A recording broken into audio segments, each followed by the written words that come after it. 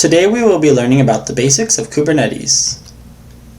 Kubernetes is a framework that orchestrates and manages containerized applications. This framework is installed across different servers that will make up what we will come to know as a Kubernetes cluster. Now, three key benefits of using Kubernetes include the first of high availability. This keeps our software available for customers at all times. In the past, before Kubernetes was mainstream, downtime would be involved for changes such as software or server upgrades. But in today's fast-moving digital world, downtime is no longer viewed as acceptable by customers. A second benefit is scalability. This allows us to handle an increasing number of customers by automatically adding servers to our cluster when we need them, or removing servers from our cluster when we don't, which helps us control our costs on infrastructure. And the third benefit, self-healing. When a piece of software is having issues, Kubernetes takes steps to try and fix it on its own. When in the past, an engineer would have to log into the server to attempt to remediate the issue. Now, for one of the first Kubernetes components, let's talk about nodes. Nodes are machines, either virtual or physical, on which Kubernetes is installed. These nodes are where applications are run. It's common to use AWS EC2 instances for Kubernetes nodes. A Kubernetes cluster is a set of nodes grouped together that run containerized applications. It's important that we have multiple nodes in our cluster, so in case one node fails, the other nodes can still run our applications. As you can see from the picture, there is a node called control plane or master node. This control plane node is the brains behind Kubernetes and makes all the decisions where to schedule pods. You can also see the worker nodes, so this is where application software will be run. We want to avoid running non-essential software on the control plane and master nodes. Now, the main reason Kubernetes exists today is because the popularity of containers exploded in software engineering, but engineers needed a better way to manage these containers. A container is a unit of software that packages up code and all its dependencies so the application can run in all different kinds of environments. As you can see on the screen, within a container we have code, the runtime, system libraries, and settings.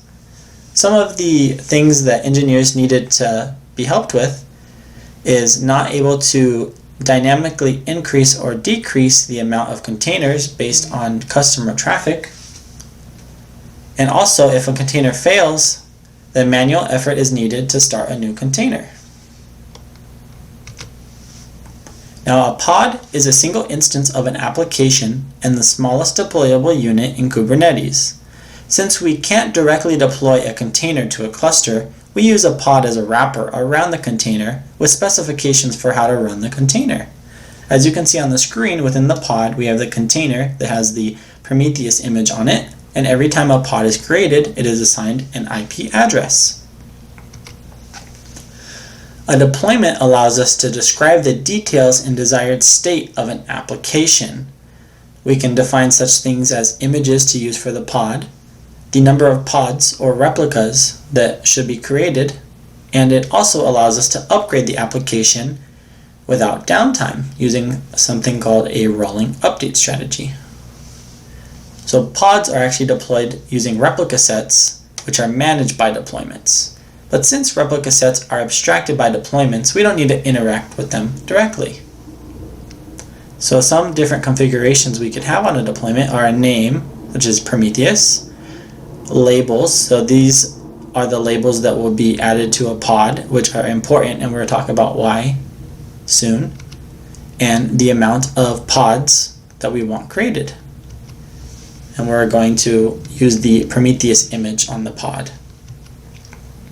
So we'll see a replica set is created, and then 2 instances of an application, 2 pods are created. Now, earlier we talked about one of the benefits of Kubernetes being self-healing. This is achieved using something called a deployment controller. This controller constantly monitors the current state of the cluster to ensure the desired number of pods are running and available at all times. So while the controller is monitoring the cluster, it notices that a pod becomes unhealthy. So the controller is actually going to create a new pod and terminate the unhealthy pod to ensure that we have 2 replicas running, since that was what we defined in our deployment spec. A service is a way to expose an application running on a set of pods as a network service. The motivation for having a service route traffic to pods comes from the fact that pods are non-permanent resources and are created and destroyed to match the state of your cluster, as we saw in the previous deployment controller example. Every new pod created has a different IP address. This makes it impossible to route traffic to pods based on pod IP. So we need a way to keep track of pods and route traffic to them. This is where a service comes in. A service keeps track of pods based on pod labels and routes traffic to the pods. So regardless of old pods being destroyed or created, a service always knows where to route traffic. As you can see from the image on the screen, we have our Jenkins service. Within this service, we have something called a selector. The selector tells the service what labels to look out for on pods and route traffic to those pods. So we can see we have the label app equals Jenkins. So when the Jenkins service gets a new request, it's going to route the traffic either to Jenkins pod 1 or Jenkins pod 2, since they have the labels that are the same as the selector.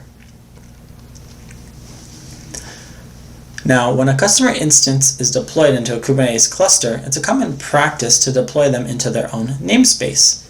That way we can logically group Kubernetes objects belonging to that either customer or application. So as you can see, we have a Kubernetes cluster, and then if we're going to create a customer, we'll create a new namespace and then have the Kubernetes objects inside of that namespace. It's important to note that namespaces are not tied to specific nodes. Kubernetes objects within a namespace are scheduled onto multiple nodes. It's a good thing that pods are scheduled across multiple nodes, because in case one node goes down, we have another instance of that application running on a different node to ensure that our products and software stay highly available for customers and is a key part of a fault-tolerant architecture. EKS is a managed service by Amazon for Kubernetes. The reason why a lot of people use Amazon's EKS or Google's Google Cloud Engine to run Kubernetes clusters is because they handle a lot of administrative overhead, such as patching, node provisioning, and updates that come with running certain components of Kubernetes. This saves you a lot of time and allows you to focus your engineering efforts elsewhere. Now, to recap, we talked about some of the benefits of using Kubernetes, such as high availability, scalability, and self-healing, the purpose of different Kubernetes objects, such as pods, deployments, and services, and also why using a service such as Amazon's EKS or Google's GKE is beneficial. Have a great day, everyone.